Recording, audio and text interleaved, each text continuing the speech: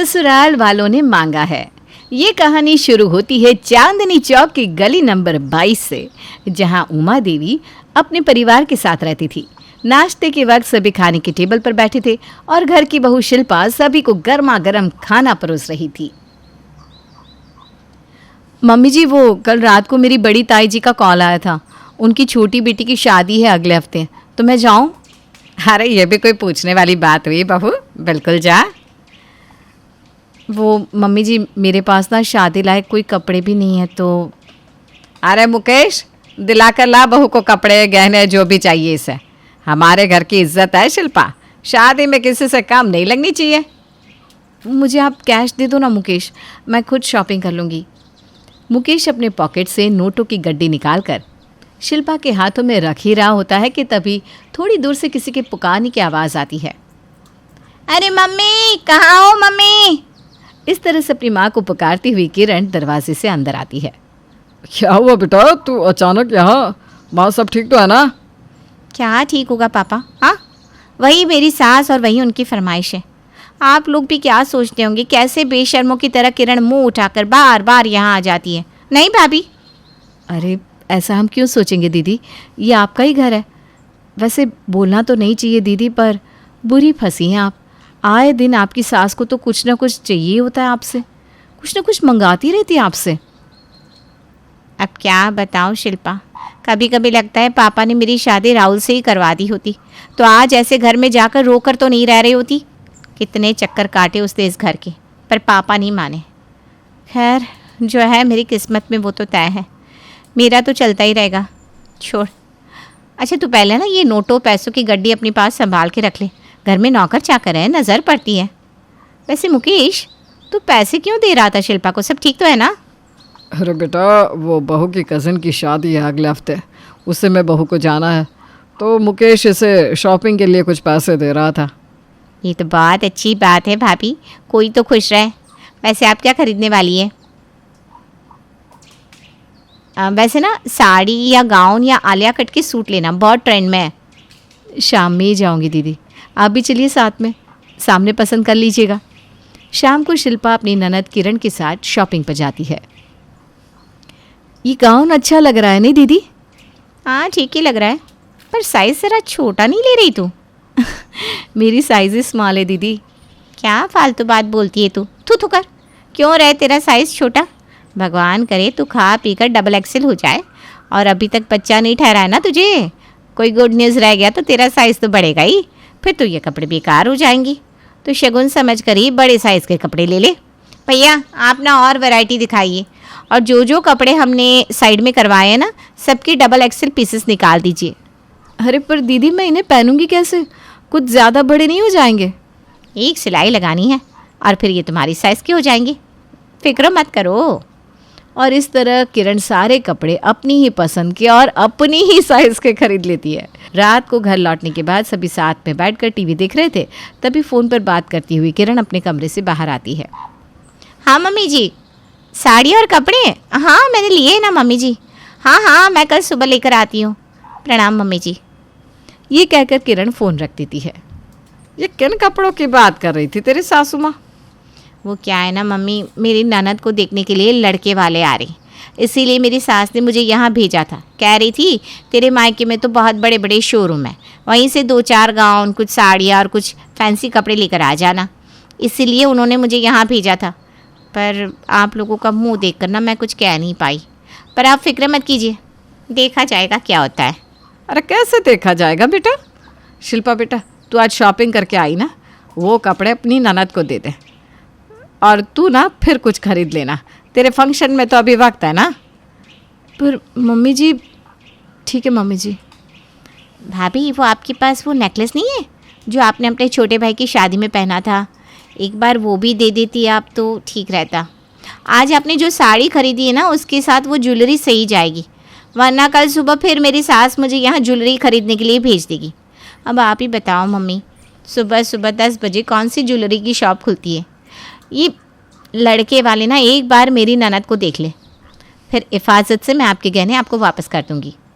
और इस तरह अपनी भाभी से उनके सारे कपड़े और अच्छी खासी ज्वेलरी लेकर किरण अपने ससुराल पहुंच जाती है और फिर अपने ससुराल के हॉल में बैठकर एक एक गहने ट्राई करना शुरू करती है। तो फिर अपने मायके से कुछ उठा कर ले आई? अच्छा लगता है क्या बहू? शादी के बाद मायके से बार बार चीज़ लाना शोभा नहीं देता। अरे मैं तो खुद परेशान हूँ मम्मी जी, पर मेरी मम्मी है ना मानती ही नहीं है, खाली हाथ मुझे भेजने को तैयार ही नहीं होती। जब देखो कुछ ना कुछ हाथ में पकड़ाई देती है। इस बार तो तू अपने मायके से इतनी सारी चीज़ें ले आई, पर अगली बार मत लाना, वरना मैं उन्हें फ़ोन करके मना कर दूंगी। मम्मी जी आप ना मम्मी से बात मत कीजिएगा, उनका कहना है उनकी एक ही तो बेटी है। अब मुझे लेकर उनके कितने अरमान हैं, मैं उन्हें मना कर दूंगी। बस आप इस बारे में कुछ बात मत कीजिएगा, आपको प्रेम जी की कसम। तो कुछ ऐसी थी किरण।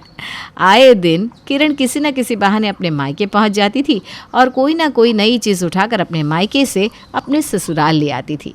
इसी तरह एक सुबह किरण अपने मायके पहुंचती है।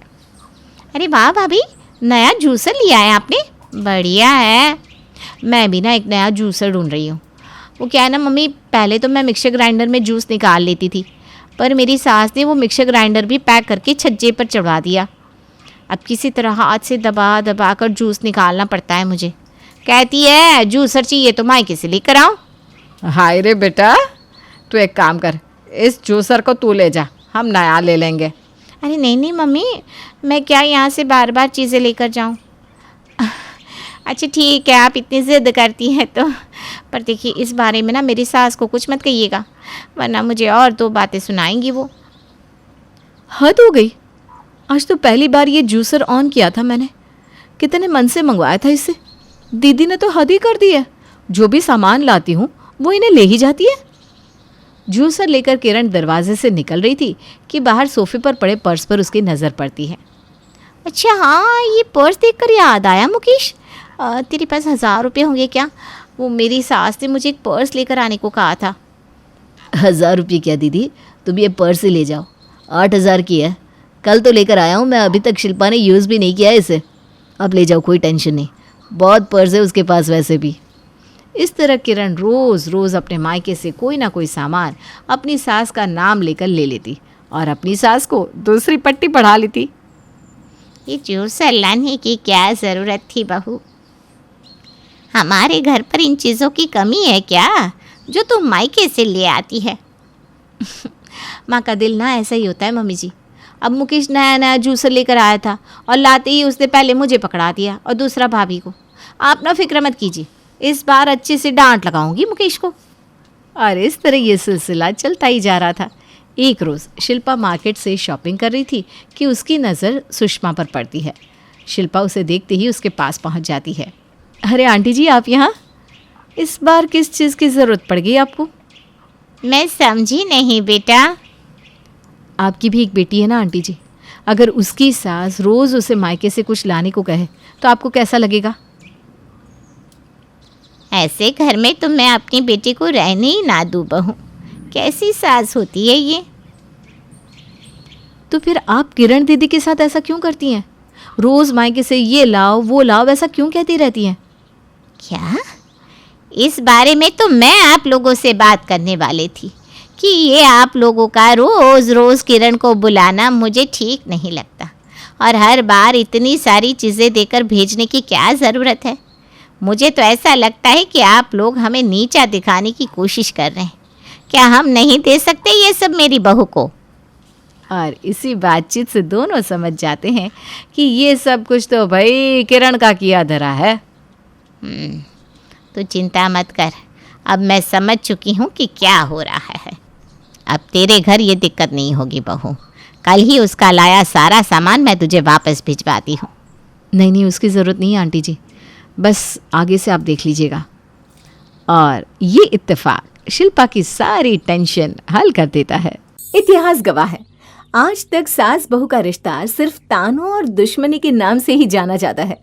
कभी सास बहू पर भारी पड़ती है तो कभी बहू सास पर। लेकिन क्या होगा अगर 4 बहुएं वो भी एक ही घर में अपनी इकलौती सास पर ही भारी पड़ जाए? और ये डॉली ने मारा थप्पड़ और गिर गई जानवी। ओ मैडम, चल चल, रिमोट दे इधर, वरना केबल का कनेक्शन ही काट दूंगी, न तेरा न मेरा। ओ हेलो, मुझे इंग्लिश न्यूज़ देखनी है, गिव मी द रिमोट। बहन, तू ना विदेश जाकर इंग्लिश न्यूज़ देख ले। अब तो मैं फिल्म देखने वाली हूँ, वो भी मेरे ऋतिक रोशन की। हाय, व्हाट डू यू मीन? नहीं, तुम जाओ यहाँ से, मैं यहाँ पे टीवी देखूंगी। नहीं, मैं देखूंगी। नहीं मैं। और इस तरह चारों बहुओं में टीवी रिमोट को लेकर बहस शुरू हो जाती है। तभी वहां पर आती है सास कलावती। चार नास पीटियो, ये क्या जंगली बिल्लियों की तरह लड़े जा रही हो? कोई टीवी नहीं देखेगा, क्योंकि अभी मैं टीवी देखने वाली हूँ। आज नया प्रोग्राम शुरू हो रहा है, डोली पे सौतन। चलो चलो, तुम चारों जाकर शाम के खाने की तैयारी करो। पता है ना, आज मेहमान आने वाले हैं, वो भी तुम्हारे पतियों के ऑफिस से ही। मुंह बनाकर चारों बहुएं शिवानी, बूंदी, रूमा और कीर्ति रसोई में चले जाते हैं। बहुएं समझती हैं ये नौकरानी, जब देखो तब काम काम काम। अरे रोबोट थोड़ी ना है हम भी तो इंसान ही हैं। और नहीं तो क्या, बहुत अत्याचार करती हैं हम पे। और हमारे पति, वो भी किसी कठपुतली की तरह अपनी माँ के इशारे पर ही नाचते रहते हैं। और ससुर जी तो बेचारे बहरे ठहरे। नहीं, अगर हमारी सास हमें ऐसे ट्रीट करती है तो हम भी उनके साथ वैसे ही पेश आएंगे, उन्हीं के स्टाइल में। सुनो, सासू माँ के रूम में एक खुफिया ड्रॉवर है जिसमें गुल्लक है। उसमें सासू माँ रोज ढेर सारे पैसे डालती हैं। उस गुल्लक की चाबी भी है मेरे पास।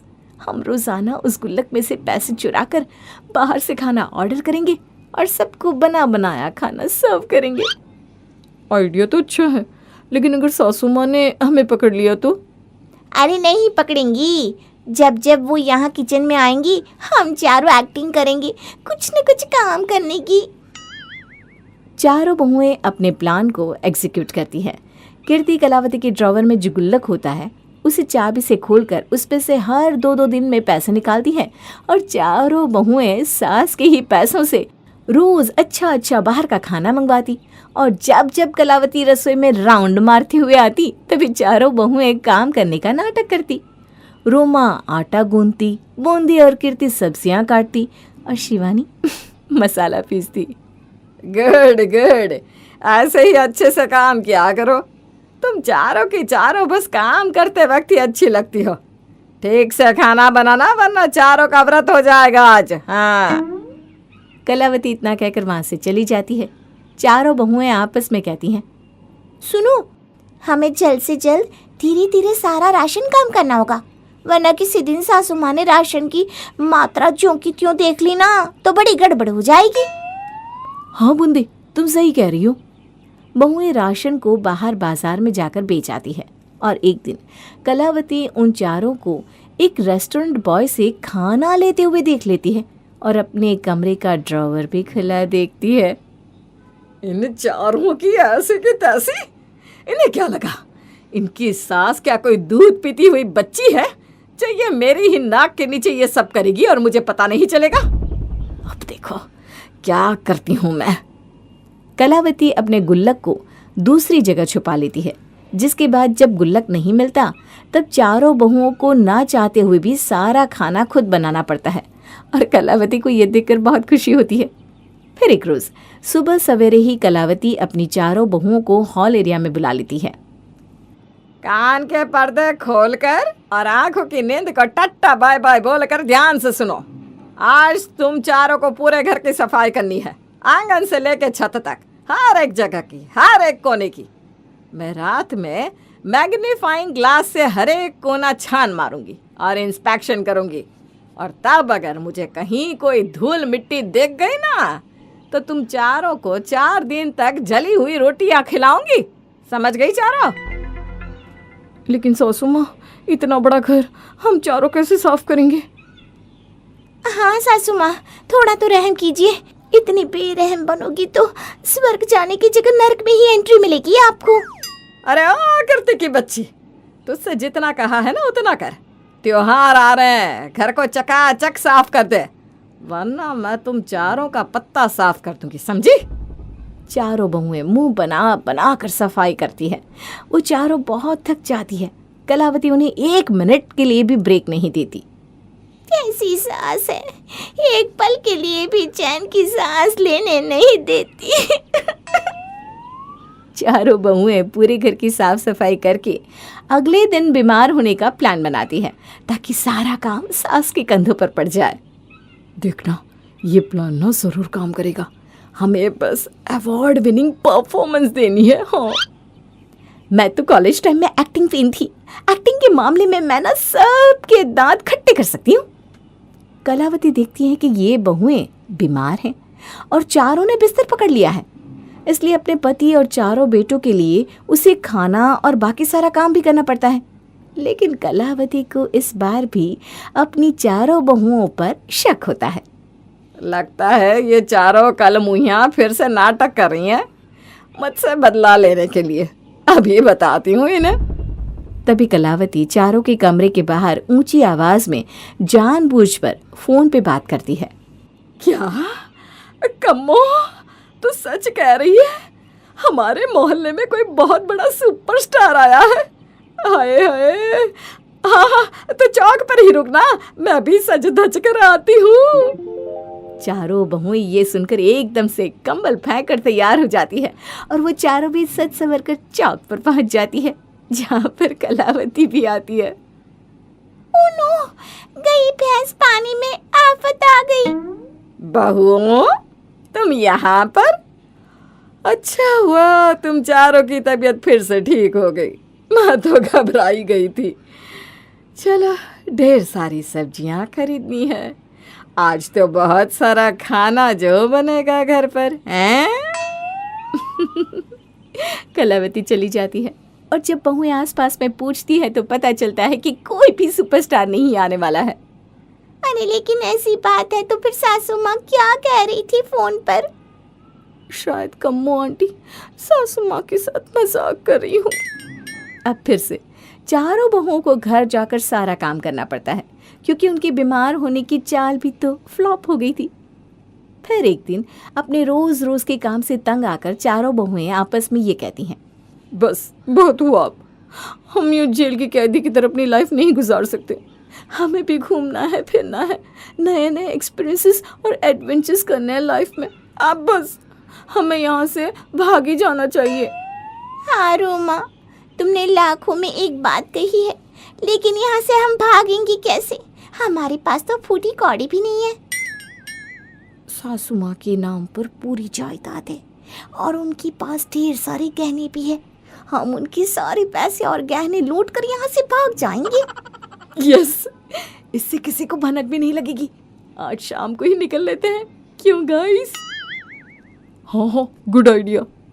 फिर जब कलावती सो रही होती है तभी चारों बहुएं कलावती की अलमारी में से सारे पैसे और जेवर चुरा लेती है और अपनी अपनी बोरियों में भर लेती है और घर से बाहर निकल ही रही होती है कि तभी टीवी पर ब्रेकिंग न्यूज़ दिखाई जाती है, जिसमें रिपोर्टर कहता है, आज से पूरे शहर में लॉकडाउन लगाया जा रहा है, वो भी अभी इसी वक्त से। अगर कोई भी व्यक्ति सड़क पर दिखाई दिया तो उसे डंडे तो पड़ेंगे ही, साथ ही साथ उसे बड़ी सजा भी मिल सकती है। चारों बहुएं टेंशन में, अरे नहीं, अरे नहीं, अरे नहीं, अरे नहीं। और अपनी चारों बहुओं की रोनी सूरत देखकर कलावती के कलेजे को बड़ी ठंडक मिलती है और वो जोर जोर से हंसने लगती है।